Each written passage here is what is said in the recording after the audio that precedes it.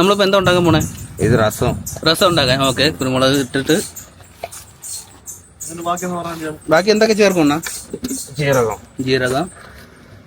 അപ്പം നമ്മൾ തമിഴ്നാട് സ്റ്റൈൽ രസം നമ്മൾ ഗണേശ് എണ്ണായി ഉണ്ടാക്കി തരും.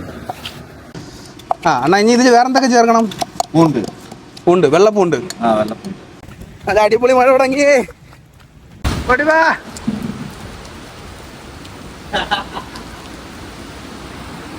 അല്ല, കിടില മഴ പെട്ടെന്ന് പെയ്തു. അവസാനം നമ്മളെല്ലാം കൂടെ വാജിപ്പുറയ്ക്ക് ഓടേണ്ടി വന്നു. ഇവിടെ ഒരു അല്ലേ പാചകപ്പുരയുണ്ട്. പാചകപ്പുര നമുക്ക് അത്യാവശ്യം കുക്ക് ചെയ്യാനായിട്ട് ഇവിടെ പമ്പിലെ തന്നെ സൗകര്യമാണത്. അപ്പോൾ എല്ലാം കൂടെ ഓടിക്കൊണ്ട് അവിടെ കൊണ്ടുവന്നു. പുറകിലോട്ട് ഒരു വലിയ മല, നല്ല പച്ചപ്പും ഭംഗിയായിട്ടൊക്കെ നല്ല കാഴ്ചയാണ്. രസം ഉണ്ടാക്കാനായിട്ട് കുരുമുളകും ജീരകവും ഇട്ട് വെച്ചിട്ടുണ്ട്. അടുത്തായിട്ട് വെള്ളപ്പൂണ്ട്. രസത്തിൻ്റെ കൂട്ടായിട്ട് ചേർത്തിരിക്കുന്നത് പച്ചമുളക്, കറിവേപ്പില, മല്ലിയില. ഇതെല്ലാം കൂടെ ഇട്ട് വീണ്ടും ഇടിക്കണം.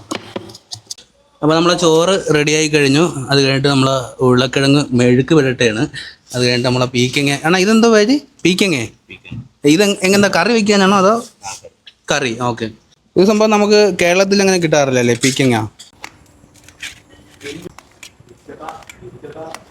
ഇത് നീളമുളക്, നീളമില്ലാത്ത മുളക്. ഇത് ഉള്ളി, തുള ഉള്ളി, തുളയില്ലാത്ത ഉള്ളി.